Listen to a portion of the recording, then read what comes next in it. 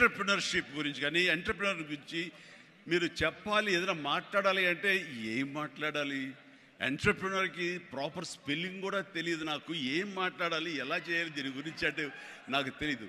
నాకు అప్పుడు అనిపించింది, ఒక మనిషి అభివృద్ధిలోకి రావటానికి ఈ ఎంటర్‌ప్రెన్యూర్‌షిప్ గురించి మన పెద్ద పెద్ద ఎడ్యుకేషనిస్టులు ఏమైతే నిర్వహిస్తాయో, ఏమైతే చెబుతాయో అవన్నీ కూడా మన కాలేజీకి వెళ్లకుండా బహుశా నేర్చుకున్నామేమో, అవి మన అంతరంతరాల్లో ఉండి మనల్ని ప్రాంప్ట్ చేసినేమో. కాబట్టే అంచెలంచెలుగా మనం ఈ స్టేజ్కి చేరుకున్నాము. అంటే నేను ఒక నోవేర్ నుంచి ఈ రోజున సమ్వేర్కి ఈ రోజున వచ్చానంటే కనుక బహుశా అవన్నీ కూడా నాలో అండర్ కరెంట్గా ఉండి నన్ను ప్రాంప్ట్ చేస్తూ, నన్ను ఎంకరేజ్ చేస్తూ, నన్ను సరైన మార్గంలో నడవబట్టి ఈరోజు ఈ స్టేజ్కి వచ్చానేమో. కాబట్టి నా గురించి, నా ఎదుగుదల గురించి, నేను ఎవాల్వ్ అయిన విధానం గురించి, నన్ను నేను మలుచుకున్న విధానం బట్టి, ఆయా ప్రతికూల పరిస్థితిలో ఎలాగ నేను దాన్ని నాకు అనుకూలంగా చేసుకుని, నాకు అనుకూల పరిస్థితి చేసుకుని ఎలా ఎదుగుతూ వచ్చాను అనేది ఈ రోజున మీతో నేను చెప్పుకోగలిగితే, మీరందరూ చదువుకున్న వాళ్ళు కాబట్టి ఈ యొక్క ఎంటర్‌ప్రెన్యూర్‌షిప్లో, ఈ బిజినెస్లో, ఈ కార్పొరేట్లో ఏమేమి చెబుతారో వాటి మీరు అన్వయించుకోవచ్చు. అందులో ఈరోజు నా గురించి నేను చెప్పుకోవాల్సి వస్తే కనుక ఒక సాదాసీదాగా ఒక లో మిడిల్ క్లాస్ ఫ్యామిలీ నుంచి ప్రారంభించిన వాడిని ఈరోజు కొత్తగా నేను చెప్పాల్సిన అవసరం లేదు. కానీ ఇదివరకు గతంలో ఎవరితో షేర్ చేసుకోలేనటువంటి కొన్ని విషయాలు, అది ఈ రోజున ఫోటోగ్రాఫర్ ప్లీజ్ కూర్చోండి. ఆల్ ద 3 కానిస్టేబుల్ గారు ప్లీజ్, థ్యాంక్ యూ. వాళ్ళందరూ ఏమండి మీరు అడ్డొస్తారు, మీరు కిందకి వెళ్ళిపోండి ప్లీజ్, అటు అడ్లేకండి. Thank you. సో నేను ఎలాగొచ్చాను, ఏమిటి నా మైండ్ సెట్ ఎలా ఉండింది, ఎప్పటికప్పుడు అది మార్చుకుంటూ ఎలాగ నేను ఎవాల్వ్ అయ్యాను అనేది ఈ రోజున మీతో నేను షేర్ చేసుకుంటే అది చాలామందికి ఆలోచింపజేస్తుంది, ఆచరించేలా చేస్తుంది. అది ఆమోదం అయితే కనుక అది వినియోగించుకునేలాగా కూడా చేస్తుందని నేను ఆశిస్తున్నాను. అండ్ నాకు చిన్నప్పుడు స్కూల్లో చేరినప్పుడు 7th 8th క్లాసుల్లో నాకు ఇంట్రెస్ట్ అనేది ఏమిటి అని అన్ని ఏదో ఒకటి సాధించాలి, ఏదో ఒకటి ఉండాలని ఉండేది. గేమ్స్ అనేది, ఆట అనేది ఎవరికి ఇష్టం ఉండదండి. చదువు అంటే కష్టం కానీ ఆట ఎవరికి ఇష్టం ఉండదు. సో చదువు వైపు తప్పనిసరిగా వెళుతున్నాం కానీ నా మనసు ఆటల వైపు అని. అప్పట్లో బాల్ బ్యాడ్మింటన్ ఉండేది, ఎల్లో బాల్ ఇలా ఉండేది. సో 1-2 రోజులు ఆడిన తర్వాత 3వ రోజు ఆడు ఎవడో ఏమో తెలియదండి, సరిగ్గా కొడితే అది నా కంటికి తగిలి కళ్ళు వాచిపోయింది. ఆ తర్వాత మళ్ళీ ఆ గేమ్ వైపు వెళ్ళలేదు. సరే వాలీబాల్ ఆడదాం కదా అంటే వాలీబాల్ ఆ అవతల షాట్ ఎగిరి కొట్టినప్పుడు నేను ఫింగర్స్తో టచ్ చేశాను. ఇలా టచ్ చేస్తుంది, ఫింగర్తో టచ్ చేస్తే మొత్తం ఏళ్ళు వంగిపోయినాయి. ఆ ఆట అంటే భయం వేసింది. క్రికెట్ అంటే ఆడెవడో మన బాల్ తీసుకొచ్చి నా బొట్టనవేలు మీద కొట్టాడు, బొట్టనవేలు వాసిపోయింది. ఏంటి మన గేమ్స్ అచ్చొచ్చేలా కనపట్లేదు, నెక్స్ట్ ఇది కాదులే అనుకున్నాగా ఎన్సీసీ అనేది, నేను ఎక్స్ట్రా కరిక్యులర్ యాక్టివిటీస్లో పార్టిసిపేట్ చేయాలని నాకు ఎన్సీసీ కనిపించింది. ఎన్సీసీలో ఒక క్రమశిక్షణ వస్తుంది అండ్ ఎక్సర్సైజ్ ఉంటుంది, డిసిప్లిన్గా మనం ఇది అన్వయించుకోవచ్చు, అలవర్చుకోవచ్చు అనే ఉద్దేశం దాంతో చేరిన నాకు కాలేజీ డేస్లో బీకామ్ చదువుతుండగా ఫస్ట్ ఇయర్లో ఒక క్యాడెట్ ఆఫ్ ఎన్సీసీ, నేవీ ఎన్సీసీలో నేను చేరినప్పుడు ఒక క్యాడెట్గా చేరాను. నెక్స్ట్ ఇయర్ పెటీ ఆఫీసర్ అయ్యాను. ఆ తర్వాత క్యాడెట్ కెప్టెన్ అయ్యాను. ఆ తర్వాత సీనియర్ క్యాడెట్ కెప్టెన్ని 3rd ఇయర్లో అయ్యాను. అవ్వటమే కాదు, ఈ ఇంటర్నేషనల్గా నేషనల్ వైడ్గా జరిగేటటువంటి మన ఆర్డీసీ క్యాంప్ రిపబ్లిక్ డే సెలబ్రేషన్స్లో మా రాష్ట్రపతి రోడ్డు మీద నేను మన సైన్యంతో పాటు నేను కూడా కవాతు చేయడం జరిగింది. వాట్ వండర్ఫుల్ ఎక్స్పీరియన్స్ అంటే, ఓ పక్క నుంచి ప్రధానమంత్రి గారు, పక్కన ఇందిరాగాంధీ గారు అప్పట్లో అండ్ ప్రెసిడెంట్ వాళ్ళందరూ ఉన్నప్పుడు వాళ్ళు నడుస్తుంటే ఇది కదా మనం సాధించామంటే అనుకునేవాడిని. 9 క్లౌడ్లో ఉండేవాడు అన్నమాట, క్లౌడ్ 9లో నేను ఆ రకంగా చేసినప్పుడు ఎన్సీసీలో సాధించేశాను అనుకునేవాడిని. ఆ తర్వాత నెక్స్ట్ ఏంటి అంటే నాకు దారి కనపడలేదు. మహా అయితే కనుక ఒక సబ్ లెఫ్టినెంట్ గానో మళ్ళీ నేవీలోనో పడవల్లోనో ప్రయాణం చేయాలి, షిప్పులో. అది కాదు, something else is bothering me. ఏం చేయాలి అని అనుకుంటుండగా నాకు అనిపించింది, కాలేజీలో అనుకోకుండా ఒక డ్రామా వేశాను. ఆ డ్రామా పేరు రాజీనామాలో నాకు బెస్ట్ యాక్టర్ వచ్చేసింది. వెంటనే ఆ ఫోటోగ్రాఫ్ ప్రింట్ చేసి మా కాలేజీ మ్యాగజైన్లో వేసిస్తారు. అండ్ అక్కడి నుంచి ఎక్కడికి వెళ్తున్నా సరే అమ్మాయిల దగ్గర నుంచి తోటి వాళ్ళ దగ్గర నుంచి నన్ను హీరోలాగా చూస్తుంటారు. చూస్తుంటే అబ్బా రాత్రి డ్రామా చూసాము, ఆ చైర్మన్ పాత్రలు అదరగొట్టేసాము, చాలా బాగుంది అంటుంటే అప్పటిదాకా ఎవరు నన్ను అలాగ చూడని వాళ్ళు ప్రతి ఒక్కరి నడుచుకుంటూ వెళ్తుంటే, సైకిల్ మీద వెళ్తుంటే నన్ను అలాగ చూస్తారు. ఆ చూపులో అందమైన అమ్మాయిలు అలా ఇంకా చూస్తుంటే ఇంకా ఖుషిగా అనిపించేది. వావ్, అది ఎంత ఎంకరేజింగ్గా ఉండేదంటే ఎస్ నా ఫ్యూచర్ యాక్టింగ్ అయితే ఎలా ఉంటుంది అన్నది అక్కడ సీడ్ పడింది. అక్కడి నుంచి నా ఇంట్రెస్ట్ డెవలప్ అయింది. అక్కడి నుంచి సినిమాలు చూడటం, సినిమా మీద దృష్టి పెట్టడం జరిగింది. డిగ్రీ అయిపోగానే ఏం చేయాలి అని నాన్నగారితో వాళ్ళతో డిస్కషన్ వచ్చినప్పుడు నేను మెడ్రాస్ వెళ్ళి సినిమా యాక్టర్ అవుతాను అనగానే నాన్నగారికి సినిమాల మీద మక్కువ ఉంది. ఆ ఎక్కడ లోకల్గా సినిమా షూటింగ్ జరుగుతుండగా ఆ ప్రొడ్యూసర్ తోటి ఉన్నప్పుడు నాన్న 1-2 వేషాల్లో చిన్న వేషాలు మహా అయితే సెకండ్స్తో ఉంటుంది, 1 minute కూడా ఉండదేమో. ఏ సెంటర్గా నాకు ఇది ఎందుకు చేయకూడదు, చెయ్యొచ్చురా, కానీ అది మన ఏరియా కాదు, మనకు ఎవరు తెలిసిన లేరు, అక్కడ దిక్కుముక్కు లేదు, నీకు ఎవరు ఆసటగా నిలబడతారు, బాసటగా నిలబడతారు, ఎవరిని చేయూతనిస్తారు, చాలా కష్టం, ఎక్కడో అన్నోన్ ఫీల్డ్కి వెళ్ళి నువ్వు రాణించగలవా, ఒంటరిగా వెళ్తున్నావు అని అంటే ఏదో గట్ ఫీలింగ్, నేను రాణిస్తాను అన్న నమ్మకం, నేను వస్తాను అన్న నమ్మకం. ఎందుకంటే ఏమనుకున్నా, ఏ బ్యాంక్ ఎంప్లాయీ అనుకున్నా, నాన్నగారిలాగా పోలీస్ డిపార్ట్మెంట్ అనుకున్నా, ఇంకోటి అనుకున్నా, నేవీ ఆఫీసర్ అనుకున్నా కిక్ ఇవ్వటం లేదు. అదే సినిమా యాక్టర్ అయితే యా అని అనిపించింది అని అప్పటి నుంచి సినిమా మీద దృష్టి పెట్టాలంటే నేను లింగులిటుకు నుండి వెళ్ళి 4 ఫోటోలు తీసుకుని ఆఫీసుకి వెళ్తే ఎవడో ఆదరించడు. నేను ఒక ఫిలిం ఇన్స్టిట్యూట్లో ట్రైనింగ్ అయ్యానండి, ఆమె ట్రైన్డ్ యాక్టర్ అని అంటే ఎంతో కొంత ఆదరణ ఉంటుంది. రా కూర్చొని చేసి టీ అని ఇస్తారేమో అనే ఉద్దేశంతో నేను ఫిలిం ఇన్స్టిట్యూట్లో జాయిన్ అయితే అక్కడ నేను అయ్యాను. ట్రైనింగ్ అయిన తర్వాత అక్కడి నుంచి ఏ ఒక్క రోజు కూడా రమ్మండి, ట్రైనింగ్ పూర్తి అవ్వకుండానే నన్ను నా టాలెంట్ని చూసి ఆయా ప్రొడ్యూసర్లు అప్పటికప్పుడు నాకు వేషాలు ఇవ్వడం మొదలుపెట్టారు. నా ఫోటోలు తీసుకుని ఏ ఆఫీస్కి వెళ్ళలేదు, ఏ ఆడిషన్స్కి వెళ్ళలేదు నాకు. బట్ ఒకటే ధ్యేయం, ఎస్ అని.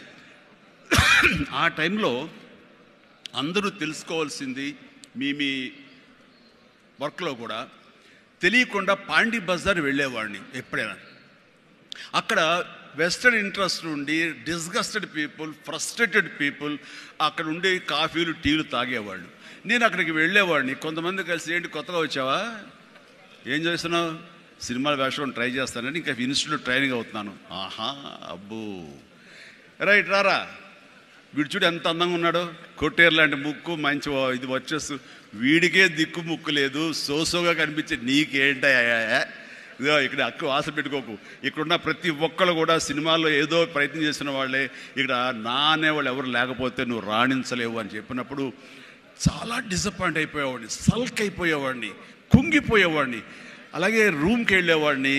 ఆ రోజంతా నిద్ర పట్టేది కాదు, నిజమా అనేది. నేను ఏదైతే ఆశలు ఏదైతే మనసులో పెట్టుకుని నేను అవుతాను నమ్మకం ఉందో ఆ నమ్మకం సడిలిపోయేది, బ్రేక్ అయిపోయేది, కూలిపోయేది. అప్పుడు నేను ఒక్కడనే, నాకు ఆంజనేయ స్వామి ఒక్కడే నాకు ఉండేవాడు. ఆయన దగ్గరికి వెళ్ళి ఆయన ప్రార్థించున్నాను, ఆయనతోటే నేను కాన్వర్స్ చేసేవాడిని, ఆయనతోటే సంభాషించేవాడిని. ఆయనతోటి నేను ఏది మాట్లాడినా సరే ఆయన నాకు బదులు చెప్తున్నట్టుగా అనిపించేది. నేను ఎవరు వెళ్ళమన్నారా అక్కడికి, నెగిటివిటీ ఫీల్డ్లోకి? నీకు పాజిటివ్ కావాలి, ఎక్కడైతే నీకు పాజిటివిటీ ఉంటుందో నీ పాజిటివ్ ఫీలింగ్ని, నీ ఎయిమ్ని అది ఎన్హాన్స్ చేస్తుంది, స్ట్రెంగ్తన్ చేస్తుంది. అక్కడికి వెళ్ళు. అది గట్టి పడేంత వరకు, నీకు అవకాశాలు వచ్చేంత వరకు, నువ్వు రాణించేంత వరకు నెగిటివిటీని అస్సలు నువ్వు దగ్గర తీసుకోకు. ఫ్రస్ట్రేటెడ్ పీపుల్స్ సమక్షంలో వెళ్ళకు, నీ మీద నమ్మకం పెట్టుకో అని ఆ భగవంతుడు నాకు చెప్పాడు. ఏ పర్సనాలిటీ డెవలప్మెంట్స్ కానీ, ఏ మన బిజినెస్ మేనేజ్మెంట్లో కానీ ఏ బుక్స్ నాకు ఏమీ తెలియదు, అది స్పెల్లింగ్ కూడా తెలియదు నాకు. ఆయన చెప్పినప్పుడు ఇంట్యూషన్, అది నా అంతరాత్మే నాకు ప్రబోధించిందా, లేకపోతే బయట నుంచి ఆ భగవంతుడే చెప్పాడా, అది నేను అది నిర్వచించను. కానీ ఎస్, ఇక మీద అటు వెళ్ళకూడదు అని అనుకున్నాను. ఎప్పుడు ఇంతవరకు మళ్ళీ ఆ నెగిటివిటీ వైపు, అలా ఫ్రస్ట్రేటెడ్ పీపుల్ ఎప్పుడు ఎంటర్టైన్ చేయలేదు నేను. ఆ నమ్మకమే నాకు నిజంగా నాలో బలమైంది. అంటే మీరు ఒక ఉదాహరణ చెప్తాను అందరికీ అర్థమయ్యేలాగా. మనం ఒక అద్భుతమైనటువంటి సౌధం, ఒక బిల్డింగ్ కట్టాలంటే స్లాబ్ వేస్తాం. ఆ స్లాబ్ వేసినప్పుడు ఆ ఒక్కరోజు వేసిన ఒక్కరోజు వర్షం పడకుండా ఉంటే బాగుండు, అది దాని నీరు తగలకుండా ఉంటే బాగుండు, అన్ని రకాల కేర్లు తీసుకుని వెదర్ రిపోర్ట్ కూడా తీసుకుని మనం స్లాబ్ వేస్తాం. ఆ స్లాబ్ వేసిన 24 అవర్స్ తర్వాత దాన్ని నీరు పడితే గనక లోపల మొత్తం అది పాడైపోతుంది. అలాంటి స్లాబ్ ఆ తర్వాత క్యూరింగ్ చేయడం కోసంగా అదే వాటర్ తోటి మనం క్యూర్ చేస్తాం మనం. అప్పుడు ఆ వాటర్ దాన్ని స్ట్రెంగ్తన్కి బలం ఇస్తుంది తప్ప అది కూలిపోవడానికో అది ఇదే పాడైపోవడానికో దోహదపడదు. అంటే మనం మానసికంగా గట్టిపడినప్పుడు ఏ నెగిటివిటీ అయినా సరే మనం ఏమీ చేయలేదు. అంటే ఇంకొక ఉదాహరణ చెప్పాల్సి వస్తే కనుక ఒక పెరుగు తోడుకుంటున్నప్పుడు ఆ ప్రాసెస్లో ఒక చిన్న ఉప్పు బెళ్ళపడ్డా లేదు ఒక నిమ్మకాయ రసం అందులో పడ్డా సరే మొత్తం విరిగిపోతుంది. అదే పెరుగు గట్టిపడిన తర్వాత దాంట్లో అదే నిమ్మకాయ అదే ఉప్పు వేస్తే ఆ రుచే వేరు. అందుకని మనం ఆ యొక్క ప్రాసెస్లో ఉన్నప్పుడు అది సాధించాలనే మన పట్టుదలతో ఉన్నప్పుడు ఎలాంటి నెగిటివిటీ ఉండకూడదు. నీ మనసునే నమ్ముకోవాలి. నీ ఎయిమే నీకు మెయిన్.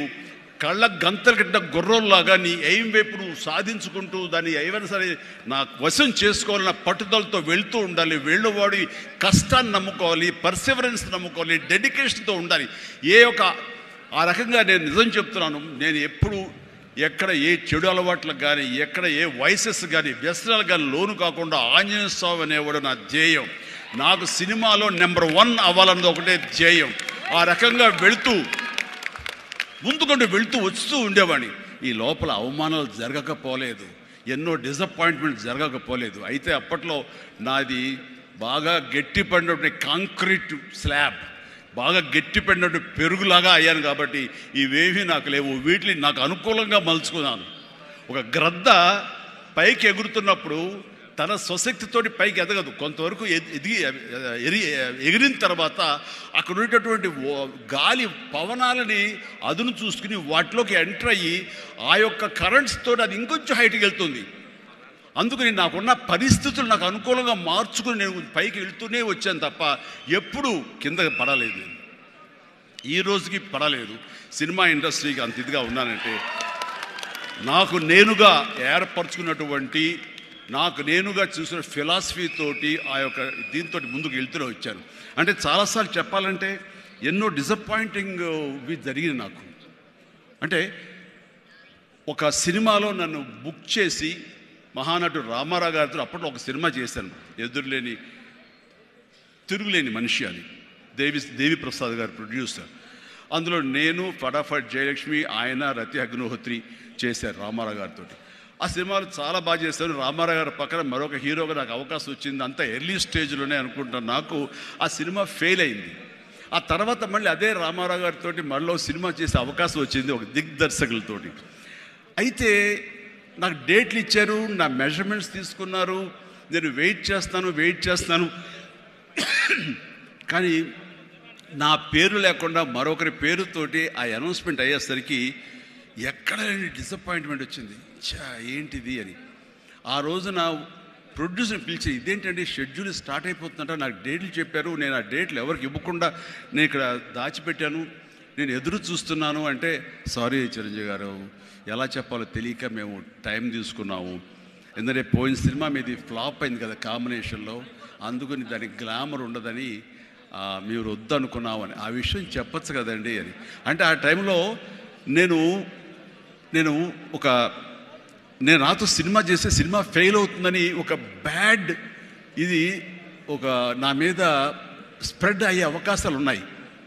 ఈరోజు సోషల్ మీడియా, ఆ రోజు ఇంత మీడియా లేదు కాబట్టి కానీ, లేదంటే ఎంత బ్యాడ్ అయ్యేదంటే నన్ను తిరిగి ఇతనితో ఎవరైనా చేస్తే సినిమా ఫెయిల్ అవుతాయి, ఇది ఒక ఐరన్ లెగ్ అనే పరిస్థితి వచ్చేసరికి ఎక్కడో మళ్ళీ జంకాను.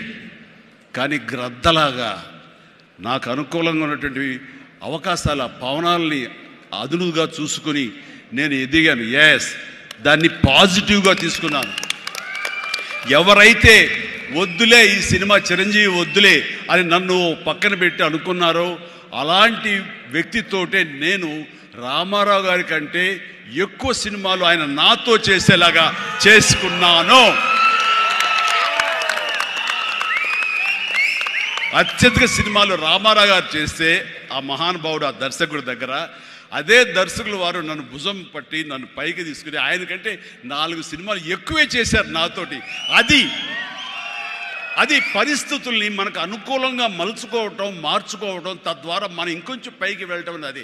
ఆ రోజున డిసప్పాయింట్ అయిపోయి నీ కసి లేకుండా, లేదా ఆ కసిని నెగిటివిటీ పెట్టి మార్చుకుంటే కనుక అది నిన్ను తినేస్తుంది. నువ్వు ఇలాగే ఉండిపోతావు, అలాగే దిగజారిపోతావు, అలాగే కనుమరుగైపోతావు. అలా కాదు, మనం ఎదురు తిరగాలి, పరిస్థితులు మనం అనుకూలంగా మార్చుకోవాలి. అందునే గ్రద్ద ఫిలాసఫీ నాకు ఫిలాసఫీ. అండ్ ఎదిగాను, పైకి వెళ్తూ వచ్చాను. ఆయన దగ్గరే నా రికార్డులు ఉన్నాయి.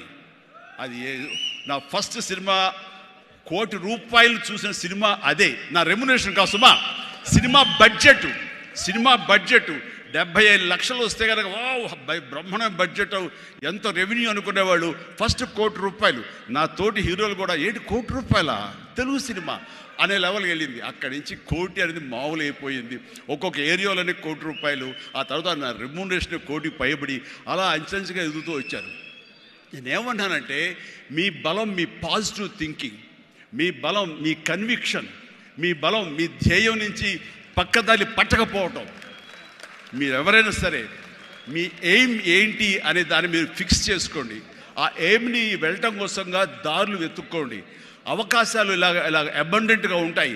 వాటిల్లో మనకు కావలసిన అవకాశాలు, మన ధ్యేయానికి లక్ష్యానికి దగ్గరగా ఉండే అవకాశాలు మనకి పాపపై కనపడుతుంటాయి. ఆ పాపపై కనపడే దాన్ని మనం గుర్తించగలగాలి, వాటిని ఎంబ్రేస్ చేసుకోగలగాలి, వాటిని మనకు అనుకూలంగా మనం మలుచుకోగలగాలి, అవి మనం బలంగా చేసుకోగలగాలి, వెళ్ళాలి. ఇనీషియల్గా వెళ్ళినప్పుడు డబ్బే సంపాదించుకోండి. డబ్బే కాదు ప్రధానం, నిలదొక్కుకోవడం ప్రధానం. మన ఎయిమ్ వైపు మనం వెళ్ళటం అన్నది అది ప్రధానం. వెళ్ళిన తర్వాత డబ్బు ఆటోమేటిక్గా వస్తుంది. అనుకున్నావా ఇంత వస్తుందని, ఆ తర్వాత డబ్బునే పెంచుతుంది. సో నేను అలాగే వెళ్తూ వచ్చాను. నిలదొక్కుకోవాలి, ఇక్కడ నెంబర్ 1 అనిపించుకోవాలి, నా స్థానం సుస్థిరం. ఇది లేకపోతే నేను బయట నయా పైసాకి పని చేయను. ప్రైమ్ టైం నా లైఫ్లో అయిపోయింది కాబట్టి ఇక్కడ ఏమైనా సరే అని ఆ రకంగా వెళ్ళాడు. ఎక్కడ ఈగోకు వెళ్లకుండా, ఎక్కడ హర్ట్ అవ్వకుండా, వాళ్ళు నన్ను సినిమాలను తీసేసరే, నన్ను కాదన్నారే అనే కోపం కంటే కూడాను వాళ్ళని ప్రసన్నం చేసుకోవాలి.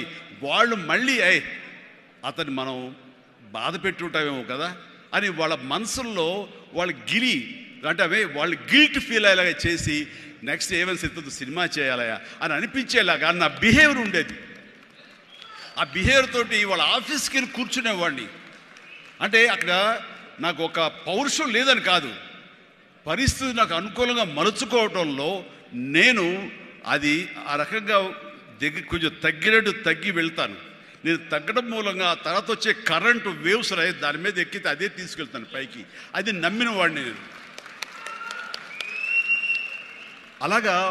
అలాంటి దర్శకులతోటి, ఆ దర్శకులతోటి నేను హైయెస్ట్ సినిమాలు చేశాను అన్నది ఈ రోజున వాస్తవం. అలాగే ఇక్కడ సినిమా ఇండస్ట్రీలో నీ టాలెంట్ అనేది ఇనిషియల్ స్టేజ్లో secondary. How you behave, how you cooperate with the producers. So all the time how you look in to their benefit, వాళ్ళ బాగులు ఎలా చూసుకుంటావు, వాళ్ళకి లాభం రావాలి ఎలా చూసుకుంటావు అనే దాని మీద దృష్టి పెడితే అది నిన్ను మరింత దగ్గర చేర్చుకుంటుంది. రామారావు గారి ఎగ్జిట్ తర్వాత, ఆయన పాలిటిక్స్కి వెళ్ళిన తరువాత ఒక గ్యాప్ లోపల ఉన్నారు మహానటులు, ఎంతోమంది ఉన్నారు. శోభన్ బాబు గారు, కృష్ణరాజు గారు, కృష్ణ గారు, నాగేశ్వర గారు, అందరూ ఉన్నారు. ఆ టైంలో ఒక కొత్త వాటికి ఛాన్స్ రావడం అనేది ఎంత కష్టం అనేది నేను ప్రత్యేకించి చెప్పక్కల. ఈ రోజుల్లో మాత్రం కానే కాదు. ఆ రోజుల్లో ఏంటి అంటే, నా టాలెంట్ ఉంది కదా ఎస్ అని అనుకుంటే కుదరదు బాబు. నీ బిహేవియర్ కూడా దానికి అడిషనల్గా యాడ్ అవ్వాలి. మనం కొంచెం ఏంటంట అని అన్నామనుకోండి, అబ్బో వీడితో ఎక్కడ పడుతున్నా బాబు, వద్దురే బాబు, ఆల్టర్నేటివ్ చూడండిరా అనేలాగా వాళ్ళ మైండ్ సెట్ ఉంటుంది. మనలాంటి నటులు ఎంతోమంది ఉంటారు. బట్ వాళ్ళలో మనం బెస్ట్ ఆప్షన్ అంటే, అపార్ట్ ఫ్రమ్ అవర్ హిస్టానిక్ టాలెంట్స్, మనకున్న నైపుణ్యం కంటే కూడా మన వ్యక్తిత్వం అని కూడా అక్కడ చాలా చాలా ప్రధానమైన పాత్ర వహిస్తుంది. అలాంటి వ్యక్తిత్వాన్ని నమ్ముకుని వాళ్ళ ఆఫీసులకు వెళ్ళి కూర్చుని వాళ్ళతో సత్సంబంధాలు ఏర్పరచుకుని మీలో ఒకడిని అంటూ వాళ్ళకి ఆ నమ్మకం కలిగించి పెట్టి అలా ముందుకు వెళ్తుండేవాడిని. ఎలాగ ఎవాల్వ్ అయ్యాను అంటే, నన్ను ఇండస్ట్రీ నాకు చేయూతనిచ్చి ఇండస్ట్రీ నన్ను పైకి ఎదిగేలా చేసింది అనే దానికంటే, నన్ను ప్రేక్షకులు ఫస్ట్ వాళ్ళు నన్ను గుర్తించారు. వాళ్ళ ఆఫీసులకు వెళ్ళి కూర్చుని వాళ్ళతో సత్సంబంధాలు ఏర్పరచుకుని మీలో ఒకడిని అంటూ వాళ్ళకి ఆ నమ్మకం కలిగించి పెట్టి అలా ముందుకు వెళ్తుండేవాడిని. ఎలాగ ఎవాల్వ్ అయ్యాను అంటే, నన్ను ఇండస్ట్రీ నాకు చేయూతనిచ్చి ఇండస్ట్రీ నన్ను పైకి ఎదిగేలా చేసింది అనే దానికంటే, నన్ను ఇండస్ట్రీ గుర్తించలేదు, ప్రేక్షకులు గుర్తించారు, ప్రేక్షకులు చేయూతనిచ్చారు. అందుకనే ప్రేక్షకుల పట్ల నాకు ఎప్పుడూ కృతజ్ఞత ఉంటుంది. ఇది మీకు అర్థమయ్యేలాగా తేటతెల్లంగా చెప్పాలి అంటే, రామారావు గారు ఎగ్జిట్ తర్వాత ఎవరు అంటలో ఇద్దరు ముగ్గురం పోటాపోటీగా నిలబడి ఉన్నప్పుడు లక్ష్మీ ఫిలిం డిస్ట్రిబ్యూటర్స్ అని విజయవాడలో ఉండేవాళ్ళు. అప్పట్లో ఇప్పట్లాగా బయింగ్ అలాంటివి లేవు, ఏరియాల వైజ్ బైక్ కొనటం సినిమాలు లేవు, బయర్ సిస్టమ్ లేదు, ఓన్లీ డిస్ట్రిబ్యూషన్. అంటే డిస్ట్రిబ్యూటర్ అనేవాళ్ళు బెజవాడ నుంచి వచ్చి ఎవరెవరు ఏ సినిమాలు తీస్తారు, కథలు నచ్చితే కనుక ఆ కథకి ఇంత బడ్జెట్ ఇచ్చేవాళ్ళు. ఆ బడ్జెట్ తోటి సినిమాలు తీసేవాళ్ళు, అందులో లాభాలు ఎంతో మిగుల్చుకొని మిగతా వాళ్ళు డిస్ట్రిబ్యూటర్స్ వాళ్ళు డిస్ట్రిబ్యూట్ చేసుకుని ఆ వచ్చే డబ్బు వాళ్ళు పంచుకునేవాళ్ళు. ఇది సిస్టమ్. ఆ సమయంలో ఒక కథ చెప్పి మేము సో హీరోని మేము అనుకుంటున్నామని ఆ ప్రొడ్యూసర్స్ చెబితే లింగమూర్తి గారని లక్ష్మీ ఫిలిమ్స్ సంబంధించినటువంటి వాళ్ళ CEO ఆయన వచ్చారు. ఓకే, ఎంత ఎక్స్పెక్ట్ చేస్తున్నారు ఆ హీరో మీద? అప్పుడు 25 crores lakhs, సారీ క్రోర్స్ కాదు, ల్యాక్సే, 25 lakhs 30 lakhs, కానీ మాది బడ్జెట్ ఎక్కువ అండి, 50 lakhs పైన అవుతుంది అని. అంటే ఆ హీరో మీద 50 lakhs అంటే మాకు చాలా రిస్క్. చిరంజీవి అని వస్తున్నాడు కదా, అతని మీద అయితే ఇస్తాం అని. ఎందుకు ఇస్తారు, అతను ఏంటి కొత్తగా వస్తున్నాడు కదా అంటే, రావడం ఏంటి, ఖైదీ లాంటి సినిమా చేశాడు, ఆ ఖైదీలో అతని డ్యాన్సులకి ఫైట్లకి ఎక్స్ట్రాగా జనం విపరీతమైనటువంటి రెస్పాన్స్ ఉంది. మేము జనంలో ఉంటాం, బెజవాడలో ఉంటాం, మిగతా ఊళ్ళ నుంచి ఫీడ్బ్యాక్ తీసుకుంటాం, మాకు తెలుసు అతని పొటెన్షియాలిటీ అని. అంటే చెన్నైలో ఉండేవాళ్ళు, మెడ్రాస్లో ఉండేవాళ్ళు కొంచెం సంశయిస్తూ వచ్చారు. కాదండి, ఇతనైతేనే 50 ఇస్తాం, వాళ్ళైతే మాత్రం 30 కంటే ఎక్కువ ఇవ్వలేము అని వాళ్ళు తేల్చి చెప్పిన తర్వాత ఆయన ఒక మాట అన్నాడు, సాంగ్స్ అండ్ ఫైట్స్ అనేవి అప్పటి వరకు మినీ ఇంటర్వెల్స్, స్మోక్ చేసేవాళ్ళు కానీ, లేకపోతే బాత్రూమ్ వెళ్ళేవాళ్ళు కానీ, లేకపోతే రిఫ్రెష్మెంట్స్ కోసం బయటికి టీ తాగడం వెళ్ళే వాళ్ళకి సాంగ్ రాగానే వాళ్ళు బయటికి వెళ్ళిపోయేవాళ్ళు. ఫైట్స్ అనగానే కొంచెం అసహనంగా ఉండి బయటికి వెళ్ళిపోయేవాళ్ళు, ఎందుకంటే అది డూప్ చేస్తున్నాడు రా, మధ్యలో క్లోజప్స్లో హీరో తప్ప, అండ్ సాంగ్స్లో ఏంట్రా అది, అలాగే ఉండేది కామెంట్స్ అని. ఆయన చెప్పిన మాటలు ఇవి, నా మాటలు కాదు. ఆయన అన్నారు, కానీ అదే ఈ అబ్బాయి సాంగ్స్ అయితే కనుక ప్రొజెక్టర్ ఆపి మళ్ళీ రిపీట్ తోటి మళ్ళీ వేయండి అని అనిపించుకుంటున్నారు. ఇది మాకు కావాలి, ఇది మాకు డబ్బులు తెచ్చిపెట్టేది, కాబట్టి ఈ అబ్బాయి అయితే కనుక ఇంత ఇస్తాము అని తేల్చుకోవడంటే అప్పుడు వీళ్ళందరూ తప్పనిసరి, అంటే ప్రజలు కోరుకుంటున్నారు కాబట్టి, డిస్ట్రిబ్యూటర్స్ ఇన్సిస్ట్ చేస్తున్నారు కాబట్టి నాకు ప్రొడ్యూసర్ అప్పుడు నా వైపు చూశారు. అది పోయి ఏమైందంటే రామారావు గారి తర్వాత రామారావు గారి ప్రొడ్యూసర్లు ఎవరున్నారో అంతమంది ప్రొడ్యూసర్, దేవిప్రసాద్ గారు, చలసాని గోపి గారు, త్రివిక్రమ్ గారు అండ్ వాట్ నాట్, ఏడు నాగేశ్వరరావు గారు, ఇలాంటి నిష్ణాతులైన ప్రొడ్యూసర్లు అందరూ ప్రతిరోజు నా షూటింగ్లు ఎక్కడ జరుగుతున్నా, ఎవరితో జరుగుతున్నా, ఏ ప్రొడక్షన్ జరుగుతున్నా సరే వచ్చి నా దగ్గర కూర్చుని వాళ్ళందరూ కలిపి ఈవినింగ్ స్నాక్స్ తింటూ ఉండేవారు. అప్పుడు అనేది ఇది కదా నా బలం, ఇది కదా నేను సాధించుకున్నాను అని. రామారావు గారి ప్రొడ్యూసర్లు తిరిగి నాతో సినిమాలు తీస్తుంటే అది ఎనలేని బలం. నెంబర్ 1 హీరో అవ్వాలని అనుకున్న నాకు ఆ క్షణం అనిపించింది, అయ్యానని ఒకసారి కాలర్ ఎగరేస్తే ఏమవుతుందో కూడా నాకు తెలుసు. అందుకనే అణిగిమణిగే ఉండాలి, ఎప్పుడు సబ్జ్యూడ్గానే ఉండాలి. నెంబర్ 1 అనేది నా మైండ్లో ఎప్పుడు పెట్టుకునేవాడిని కాను. స్వేర్ కష్టపడి పనిచేస్తే ఆటోమేటిక్గా ఆ నెంబర్ అట్లాగే ఉంటుంది తప్ప ఎక్కడికి పోదు. అదే నమ్మకంతో తప్ప నేను నెంబర్ 1 చెప్పుకుంటే అది నాతో నిలబడుతుందన్న నమ్మకం లేదు. మనం కష్టపడి అలాగే అదే విధంగా ముందుకు సాగుతూ ఉంటే కనుక ఆటోమేటిక్గా వస్తుంది. ఆ నెంబర్ 1 స్థానం అలాగే నిలబడి ఉంటుంది. అది గట్టిగా నమ్మిన వాడిని. ఇది ఎవరు చెప్పింది కాదు, నా అంతరాత్మ నాకు చెప్పింది కాబట్టి దాంతో ఫాలో అవుతూ వచ్చేవాడిని. అందుకని ఈ రోజున నేను సరదాగా ఎంటర్‌ప్రెన్యూర్‌షిప్ వెళ్ళది నేను నా సోత్కర్షం చెప్పకూడదు అనుకుంటున్నప్పుడు నేను ఏం పాయింట్ చెప్పాలని ఊరికి గూగుల్ చేస్తే the key principles to become an entrepreneur, identify your passion. NCC తర్వాత నిర్దిష్టంగా నా ప్యాషన్ ఏంటో నాకు తెలిసి వచ్చింది, acting. And take calculated risk. నాన్నన్నారు, ఈ సినిమా ఇండస్ట్రీలో ఎవరు తెలియదు, నువ్వు వెళుతున్నావు, అది రిస్క్ కదరా, మరి అక్కడ ఎవరు రాణించిపోతే ఏం చేస్తారు, నాన్న రాణించకపోతే ICWAI ఆ కోర్సు చేరతాను ఎగ్మూర్లో, అందులో సైమిల్టేనియస్గా చదువుతాను, టైం వేస్ట్ చేయను అంటూ పగలంతా ఫిల్మ్ ఇన్స్టిట్యూట్, ఈవినింగ్ అయ్యేసరికి ఈ యొక్క ICWI ఎగ్మూర్ అని చెన్నైలో ఉండేది. ఆ ప్రాంతంలో ఆ ఇన్స్టిట్యూట్లో నైట్ కాలేజీ చదివేవాడిని. ఒక 6 months అయిన తర్వాత చాలా కష్టమైపోయేది, నైట్ నిద్ర లేకుండా, పగలేమో ఈ ఫిలిం ఇన్స్టిట్యూట్లో నేను అనుకునేది చేయలేక నెమ్మదిగా నా ఇంట్రెస్ట్ స్ట్రెంగ్తన్ అవుతుంది, నాలో బలమైనటువంటి నమ్మకం ఏర్పడుతుంది, ఖచ్చితంగా రాణించగలన్న బలంతో వేసారంటే దీన్ని తెలియకుండా నేను వదిలేశాను. అది అలాగా. సో ఆ రిస్క్ తీసుకున్నాను నేను చెన్నై వెళ్ళి. Set clear achievable goals. Yes, నాకున్న టాలెంట్ డ్యాన్స్ అచీవ్ చేయగలను, నాకు టాలెంట్ ఒరిజినల్ ఫైట్స్ చేయగలను. Yes, I can do that. Performance ఇవ్వగలను. ఆ ఇవ్వటంలో పాటు ఒకే మాస్ మాస్ మాస్ అంటే ఎప్పటికైనా బోరు కొడుతుంది. అలా కాదు, అంటే డిఫరెంట్ డైరెక్టర్స్ని నమ్ముకున్నాను నేను, డిఫరెంట్ కథలను నమ్ముకున్నాను. ఒక పక్క నుంచి ఖైదీ సినిమా చేస్తే, మరో పక్క నుంచి నేను మంత్రి గారి వియ్యంకుడు సినిమా చేశాను. College students, young lad, love subject చేశాను. రెండు కలిపి ఒక వారంలో రిలీజ్ అయింది. మీరు కావాలంటే గతంలోకి వెళ్ళి ఆ ఖైదీ రిలీజు, నెక్స్ట్ మంత్రి గారి వియ్యంకుడు చూడండి. 1 week రెండు, ఒకటి సూపర్ డూపర్ ఫినామినల్ హిట్, ఒకటి సూపర్ హిట్ అయింది మంత్రి గారి వియ్యంకుడు. ఆ తర్వాత శుభలేఖ, ఒక డిగ్నిటీ ఆఫ్ లేబర్, మన మహానుభావుడు విశ్వనాథ్ గారి డైరెక్షన్లో సినిమా చేశాను. ఆ తర్వాత ఇదే కాదు, చిన్నపిల్లల్ని అలరించేలాగా, ఇందులో చాలామంది చిన్నప్పుడు చూస్తుంటారు చంటి అబ్బాయి. ఆ సినిమా ఆ చేసిన ఆ ఫార్స్ కానివ్వండి, స్లాప్స్టిక్ కామెడీ కానివ్వండి, ఇప్పటికీ చాలామంది చెప్తుంటారు, వాళ్ళందరూ IAS ఆఫీసర్లు, వాళ్ళు పెద్దవాళ్ళు అయ్యారు, వాళ్ళందరూ అయినా సరే చెప్తుంటారు.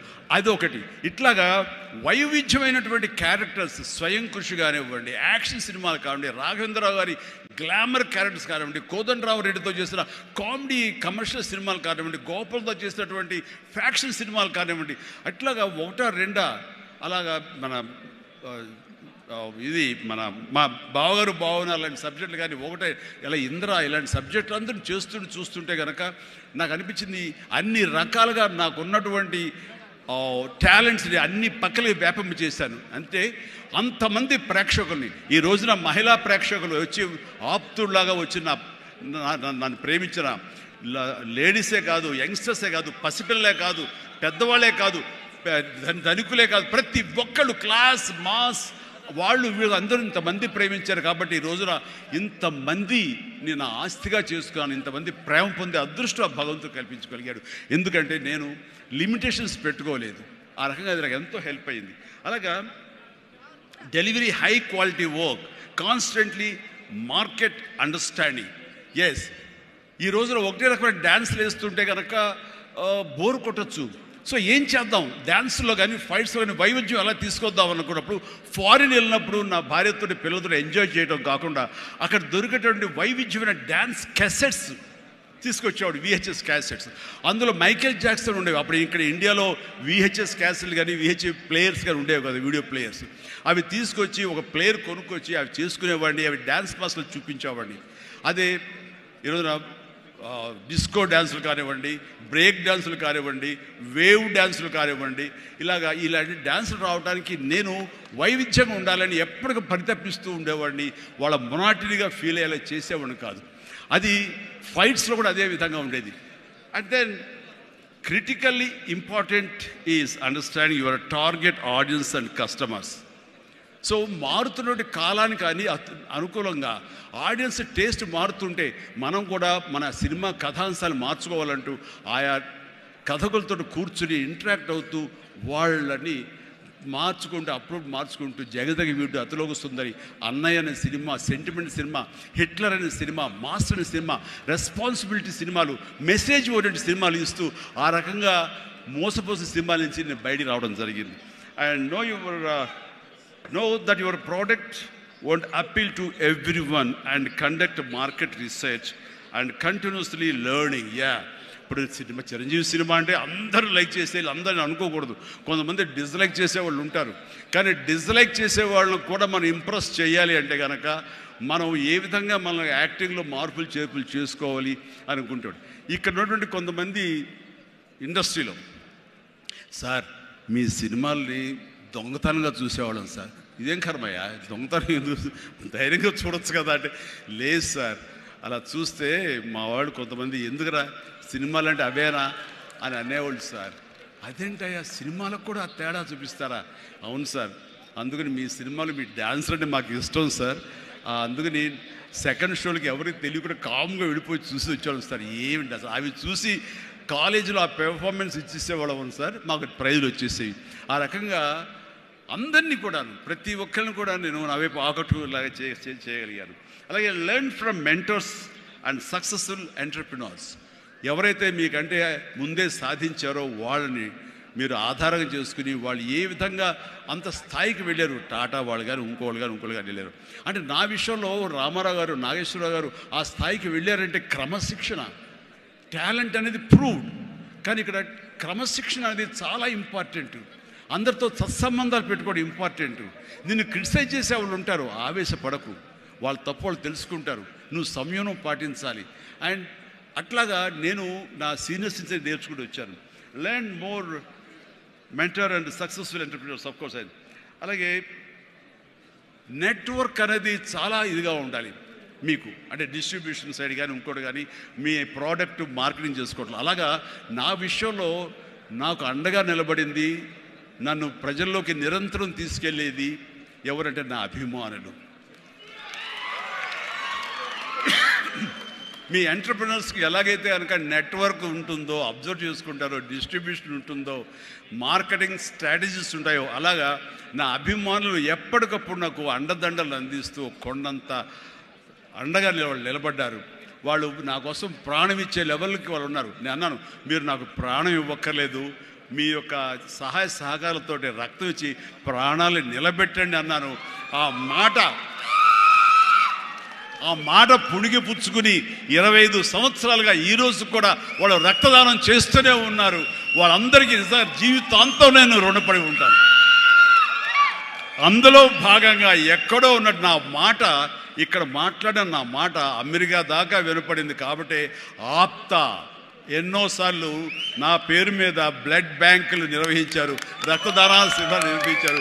ఈ రవి కానివ్వండి, మధు కానివ్వండి, ఇలాంటి వాళ్ళందరూ కూడాను ఇవి చేశారు. ఈ రోజున అన్ఫార్చునేట్లీ రవి వర్రే ఒక బ్రెయిన్ స్ట్రోక్ వచ్చేసి ఆగిపోయినప్పుడు ఆ విషయం తెలిసినప్పుడు అతనికి వీడియో పెట్టాను నేను. రవి డోంట్ వర్రీ, ఇవన్నీ స్మాల్ థింగ్సే, బట్ అన్ఫార్చునేట్, త్వరలో కోలుకుంటావని అతను నేను మెసేజ్ పెట్టినప్పుడు అతను పొందిన ఆనందం అంతా ఇంత కాదు, అది ఎంతో ఉత్సాహాన్ని ఇచ్చింది. ఈ రోజున కోలుకుంటున్నాడు. ఈ రోజున ఈ సభ రవి రావాలి, అన్ఫార్చునేట్ రాలేకపోయాడు. కానీ నెక్స్ట్ ఇదే సభ ఇక్కడ జరిగితే కనుక రవి వస్తాడు, నేను వస్తాను, మీతో ఉంటాను. మీ అందరి ఆశీస్సులతోటి రవి లాంటి ఎంతూజియాస్టిక్ గాయ్ కోలుకుంటున్నాడు. వాళ్ళు మధుతోటి, సాగర్ గారితో, మన ఇతర ఫ్రెండ్స్ తోటి, సుబ్బు చంద్రశేఖర్ గారితో, వీళ్ళందరితో కూడాను మళ్ళీ కలిసి ఈ యొక్క సభల్ని ఇంతకంటే మరింత అద్భుతంగా చేయాలి. అండ్ ఆ రకంగా నేను మీ ఎంటర్ప్రినర్షిప్, యంగ్స్టర్స్ ఎలాగ రావాలి ఏమిటి అనేది నా గురించి నేను చెప్పుకోవడంలో తెలియకుండానే మీకు అందరికీ చెప్పాను. అది మీకు అందరికీ అర్థమై ఉంటుందేమో అనిపిస్తుంది. కాబట్టి ఇది నాకు గొప్ప అవకాశం. ఈ తీరుగా, ఈ రీతిగా, ఇదే విధంగా మనం వెళ్ళగలిగితే కనుక ఎవ్వరికి అడ్డుండదు. ఇక్కడ ఒక్కొక్కరు ఒక్కొక్క గ్రేట్ ఎంటర్ప్రినర్స్ అవుతారు. ప్రతి ఒక్కళ్ళు మీ సలహాలు, సంప్రదింపులు మీ సీనియర్స్ తోటి మీరు ఆయా సమయంలో ఇంటరాక్ట్ అవుతూ what to do, what not to do, how to go about it అనేది మీరు తెలుసుకుంటూ ఎప్పటికప్పుడు మీరు అప్డేట్ చేసుకుంటూ, రిస్క్ ఉంటుంది, బట్ మన జీవితాలు కొలాప్స్ అయ్యేలాగా మాత్రం రిస్క్ వద్దు. కానీ మీడియం రిస్క్ తీసుకుంటూ మీరు ముందుకు వెళ్ళకపోతే అభివృద్ధి ఉండదు. ఛాలెంజ్ సినిమా ఎంతమందికి ఇన్స్పిరేషన్ వచ్చింది అంటే, ఆ రోజుల్లో ఏమి చేయాలరా అని తొయ్యనంటే వాళ్ళకి ఆ సినిమా ఒక దిక్సూచిలా ఉండి ఈవెన్ మనం కూడా అచీవ్ చేయగలం అనే నమ్మకం వచ్చింది. అలాగా సినిమాల ద్వారా ఇతోధికంగా నేను చాలామందికి మార్గదర్శకంగా నిలబడ్డాను, ఇన్స్పిరేషన్గా నిలబడ్డాను. ఆ రకంగా మీరు కూడా ఈ వండర్ఫుల్ జీవితం, ఒకే ఒక జీవితం, దీన్ని సద్వినియోగపరుచుకుంటూ మీరు మరింత హైట్స్కి ఎదగాలని, మరింత అభివృద్ధిలోకి ఎదగాలని, ఇదే సభ 1 year లోపు జరిగినప్పుడు మీరు ఫీల్ అవ్వాలి, లాస్ట్ టైం మనం వచ్చే జనవరి 25. కానీ ఈ జనవరి 26 ఆ ప్రాంతంలో మనం ఎంత ఎదిగాము ఇది అని చిరంజీవికి మీరు చెప్పుకుంటే కనుక అంతగా మించి నాకు కావాల్సింది ఇంకేమీ లేదు. ప్రతి ఒక్కరిని మనస్ఫూర్తిగా ఈ అవకాశాన్ని సద్వినియోగపరచుకోండి. మీ యొక్క అభివృద్ధికి దీన్ని థ్యాంక్ యూ.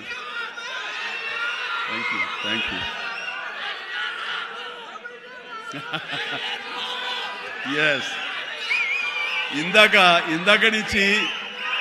నుంచి చాలా చెప్తూ నా అచీవ్మెంట్స్ గురించి చెప్పాను. Pawan Kalyan is my achievement, Ram Charan is my achievement, నా ఫ్యామిలీలో ఉన్న అందరు బిడ్డలు అందరూ కూడా నా అచీవ్మెంట్. వీళ్ళందరూ చూస్తుంటే ఇది కదా నేను సాధించానని. మొన్న పవన్ కళ్యాణ్ ఇంటికి వచ్చినప్పుడు ఒక మాట అన్నాడు, అన్నయ్య నీకు ఒక మాట అన్నయ్యవాడికి గుర్తుందా అని. ఏమన్నానరా, మన ఇంట్లో ఇంతమంది మీరందరూ ఉన్నందుకు, నాకు ఈ అవకాశం భగవంతుడు ఇచ్చినందుకు ఇది నాతో ఆగిపోకూడదు.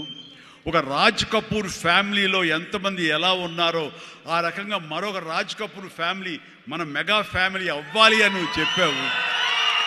ఈ రోజున చూస్తుంటే తలుచుకుంటే నీ మాట ప్రభావం, నీ మాట మంత్రంగా ఈరోజు పనిచేసి మన ఫ్యామిలీలో ఇంతమంది 9 ఉన్నాము, 10 మంది దాకా ఉన్నావు అంటే కనుక నీ మాట పవర్. ఎందుకంటే నువ్వు చాలా నిష్కల్మషంగా అంటావు, అనేదో కన్విక్షన్తో అంటావు, అందులో ఎలాంటి పొల్యూషన్ ఉండదు కాబట్టి దానికి బలం ఎక్కువ అన్నయ్య. మంచి మనసుతో అంటావు, పాజిటివ్తో అంటావు అని కళ్యాణ్ బాబు అంటే అవును కదా అనుకున్నా.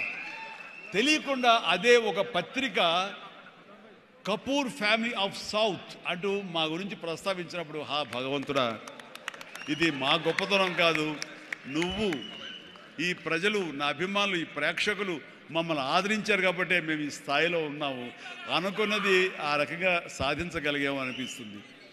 అండ్ గతంలో ఎప్పుడు నేను ఏ సభలోనూ ఇంత మనసిప్పి మాట్లాడుకోలేదు. అది మీతోటి నేను మనసిప్పి మాట్లాడుకునేంత ఆప్తుల మధ్య ఈ ఆప్తా సంస్థ సంబంధించి నా గుండెని టచ్ చేశారు. అందుకనే లోపల నుంచి అది తన్నుకు వచ్చింది కాబట్టి మనస్ఫూర్తిగా నా కుటుంబ సభ్యులతోటి, నా వాళ్ళతోటి నేను మాట్లాడుతున్నట్టుగా అనిపిస్తుంది. అండ్ మీరు ఎప్పుడు